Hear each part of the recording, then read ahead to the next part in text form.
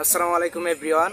আজকের ভিডিওটা কোনো প্রকার টিউটোরিয়ালমূলক ভিডিও না। আজকের ভিডিওতে আমি আপনাদেরকে দেখাবো আমি ইউটিউব থেকে কত টাকা ইনকাম করছি এবং ওই টাকা দিয়ে একটা ফোন কিনবো। আপনারা আমার সঙ্গে থাকবেন। সো চলুন ভিডিওটা স্টার্ট করা যায়।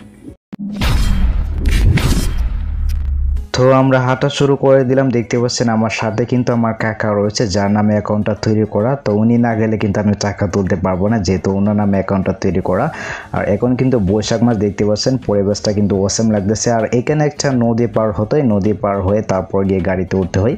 তো অনেকটা পথ কিন্তু হেঁটে আসতে হয়। তো আমরা এখান থেকে নদীটা পার হব, তো আমরা এখান থেকে নৌকাতে উঠবো, তারপরে কিন্তু আমরা এখান থেকে নদীটা পার হয়ে যাব, দেন আমরা গাড়িতে উঠবো।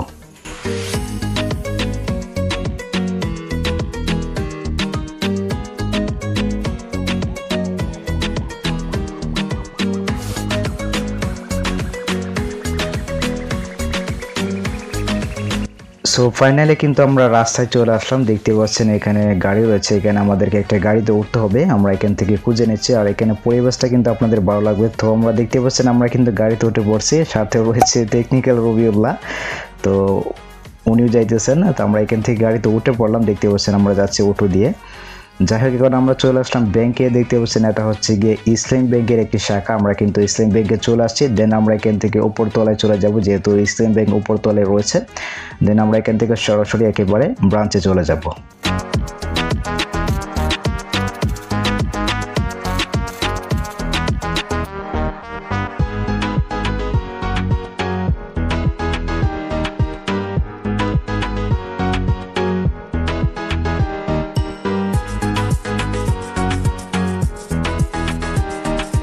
যাই হোক, এখন টাকা পেয়ে গেলাম। দেখতে পাচ্ছেন টাকাগুলো আমার কাকা গুনতেছে কত টাকা পাইছি।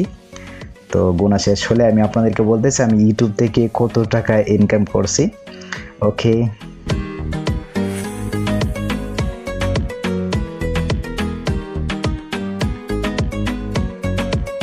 সো এখন কথা হচ্ছে আমি ইউটিউব থেকে কত টাকা ইনকাম করলাম। দেখুন, আমার কিন্তু প্রতি মাসেই মানে পেমেন্ট আসে না, আমার 2 মাস লাগছে পেমেন্ট আসছে। আর এই 2 মাসে আমি ইনকাম করেছি $173, যেটা বাংলা টাকায় কনভার্ট করলে দাঁড়াচ্ছে এত টাকা। তো বুঝতে পারছেন কত টাকা ইনকাম করছি। এত টাকা, কিছু কম হতে পারে, কিছু ট্যাক্স কাটছে সরকারি। তো এত টাকা ইনকাম করলাম। এখন আমরা চলে যাব মোবাইল শপে, দেন আমরা একটা মোবাইল ফোন কিনে নেব।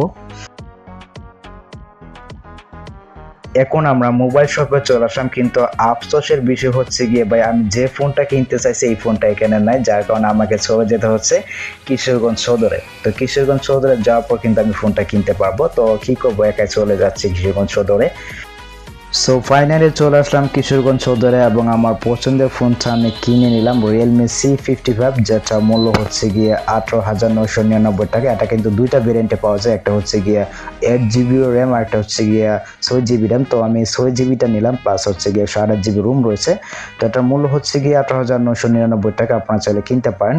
আর ফোনটা দেখতে কিন্তু ভাই ওয়াসাম বলতে পারেন, মানে Realme C55 দুইটা কালার পাওয়া যায়, একটা হচ্ছে গিয়ে ব্ল্যাক আর একটা হচ্ছে গিয়ে গোল্ডেন বলতে পারেন, আবার সাদা বলতে পারেন। তো আমার কাছে কিন্তু সাদাটাই চয়েস হয়েছিল, বাচ্চাটা স্টক শেষ হয়ে গেছে ভাই, বলতে গেলে কিশোরগঞ্জ সদরে এটা পাওয়া যাচ্ছে না। তো আমি কি করব, মানে ব্ল্যাকটাই নিয়ে আসলাম। সো দেখতে পাচ্ছেন এটা কিন্তু এখন আমার হাতে রয়েছে। অনেকটা প্রিমিয়াম ফিল লাগে ফোনটা হাতে নিলে, আপনারা চাইলে কিনতে পারেন।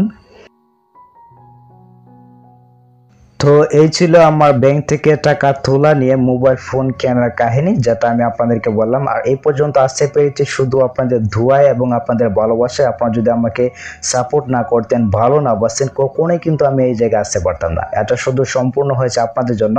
আপনারা যদি এই ছোট্ট ভাইটাকে সাপোর্ট না করতেন, ভালো না বাসতেন, তাহলে কখনোই কিন্তু আমি এই জায়গায় আসতে পারতাম না। সো যারা আমাকে সাপোর্ট করতেছেন এবং করে যাচ্ছেন, আমি আপনাদের জন্য দোয়া করি আপনারা সকলে ভালো থাকুন, সুস্থ থাকুন। আর এই ছোট্ট ভাইটাকে অবশ্যই সাপোর্ট করবেন, ভালোবাসবেন।